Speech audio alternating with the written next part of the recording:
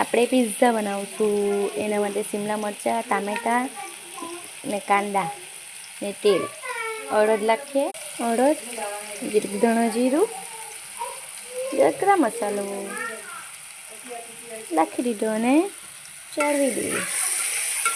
અને મીઠું નાખવાનું, 1 ચમચી મીઠું. પિઝા ને આ શેઝવાન ચટણી, બટર ને ચીઝ.